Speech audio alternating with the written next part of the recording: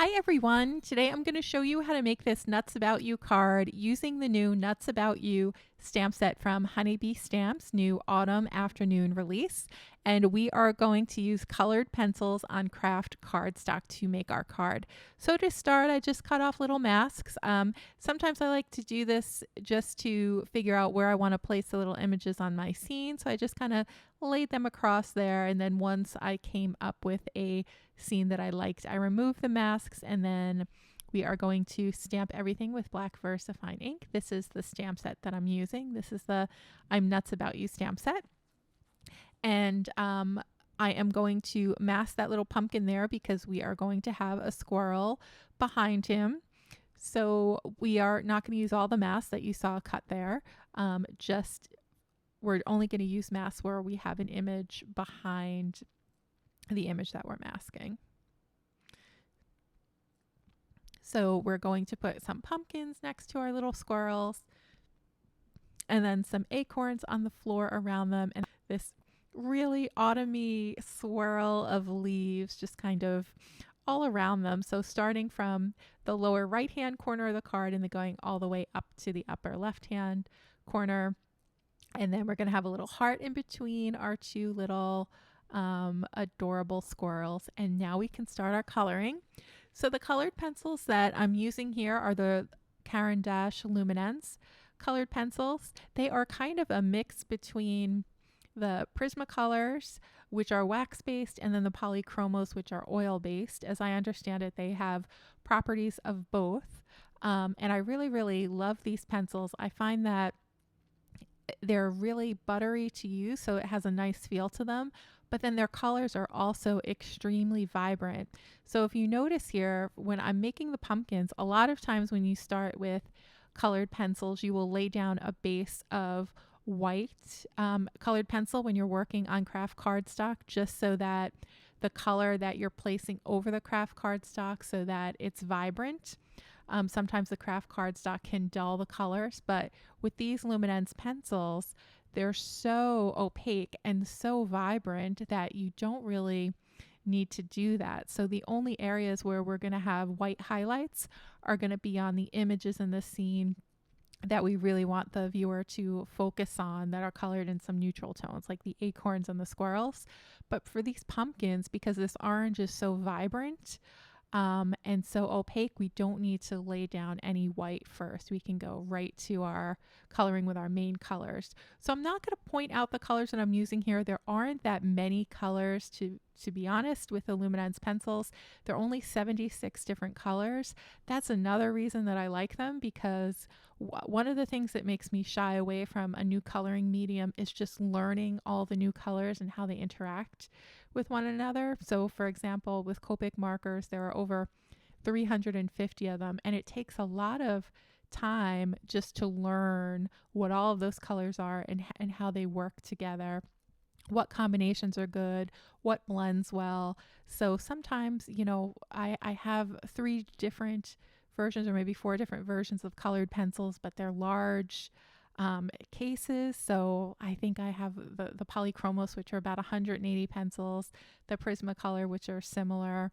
And it's just so overwhelming to me to try to understand 180 new colors. So that's why I like these Luminance also. It's just there aren't many choices to make. There's just 76 pencils. So for the yellows, you might just have 4 or 5 different yellow tones, and you need to work with that. I think one of the reasons they don't have so many tones is because, as you see with this maple leaf on the bottom right, the colors blend so easily and beautifully into one another that you can get some really good combinations by layering different colored pencils on top of each other. So you just don't need that many colors. So right now I'm really loving my Luminance colored pencils. I highly recommend them if you haven't tried them. I also just love how bright they are. Another benefit of not just these colored pencils, but also colored pencils over Copic markers or any other alcohol marker is that colored pencils tend to be light fast, where Copic markers will fade after a year. So in card making, we don't really care so much about that because our cards are maybe only going to be displayed for, a couple weeks or a month or two. But if you have ever kept a card and displayed it, I know I have a couple at home that I've had up for over a year. The colors will start to fade with Copic colored cards, especially the blues. The blues fade a lot after about a year if they're exposed to sunlight. So Copic markers, even though you can make really, really beautiful scenes with them, and their colors are so vibrant, they just don't last. But colored pencils can last 10 years, 20 years. For some of these luminance pencils, they have the highest light fastness rating, so they can last over 100 years, which is kind of amazing that if someone were to pick up this little card with these little squirrels someday, that those pumpkins would be just as vibrant as they are today, 100 years from now as they are today. So another benefit to using colored pencils if you ever have a little piece of art that you want to stick around for a while, this is probably a better color medium choice for you other than Copics.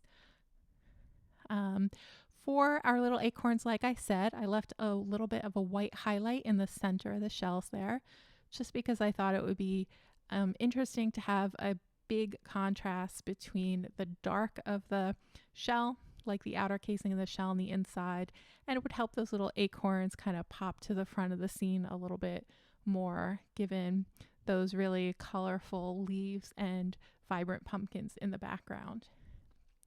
We're going to add a little bit of white to the squirrels as well to make them pop out of the scene as well. The squirrel on the right, we're going to color in cool gray tones, and then the squirrel on the left, we're going to color in with some warm gray tones. And the reason that I did that was I was just honestly experimenting with the different colors that I have of these colored pencils. I don't use them that often, so I don't know all of the colors just yet. So I was just experimenting and having fun. And I would love to hear from you in the comments once we finish these squirrels, which of the squirrels you prefer, either the warm gray or the cool gray. So I'm adding the white to the center parts of the squirrels. So the center of their heads, the center of their bellies, their entire lower face, we're going to shade in white. And that's because I want there to be like a really big pop between the gray of their fur and then the centers of their bodies there, so that they stand out a little bit in the picture. Now for our darkest shade, we're going to use this very, very warm gray color. It's almost like a brown, in fact. And we're going to use this shade for the contours for both of our squirrels, even though once we're done applying all of our color, one is going to be warm gray and one is going to be cool gray. So I'm just going to apply that color to like the edges of the belly, the little joints, underneath the chin, the sides of the face, any areas where I want it to look a little bit rounded or where I think it might be a little bit in shadow is where I'm going to add that darkest color. Then we're going to move to our mid-tone, and again, I'm using some warm gray shades here. This warm gray that I'm using almost has like a little bit of a pink tone to it, which I just thought was really, really cool. As I was coloring, I kind of discovered that. And I'm going to work on the tail a little bit. So I wanted there to be a little bit of a whitish stripe in the center there. Not because we want him to look like a skunk, but just to give the tail a little bit of interest there. Maybe make it look like it's a little fluffier than the rest, or maybe the light's hitting it just so that it appears lighter.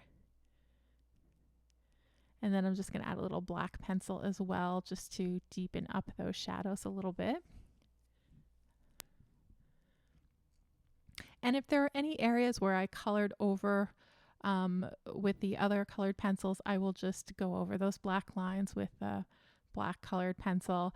I wouldn't recommend going over it with a multi-liner or a black marker because, again, there's a little bit of a waxy feel to the pencil, so you could end up ruining your marker, so, or your pen. So I would just try to stick with a really, really sharp black colored pencil to add back in those little details.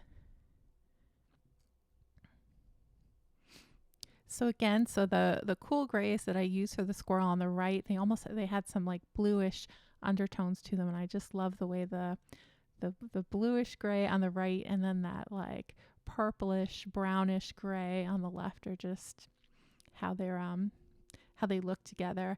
I think that the warm gray squirrel works the best with the Kraft cardstock, but I really love the pop that the cool gray squirrel on the right gives.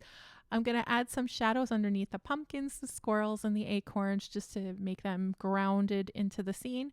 But then for the leaves, we're not going to leave any shadows because I wanted it to kind of seem like they're blowing around and they're in the middle of motion. So now let's go ahead and stamp our sentiment. So this sentiment is also from the Nuts About You stamp set, and I'm using black VersaFine ink here, and I'm just going to stamp that. And now that looks good to me.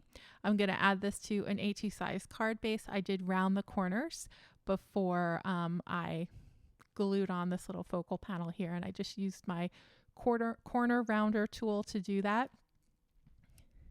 And that's it. So here is our card for today, everyone. I hope that you enjoyed this video, and I really hope that you give the I'm Nuts About You stamp set from Honeybee Stamps a try, and have a great day. I'll see you again soon in another video.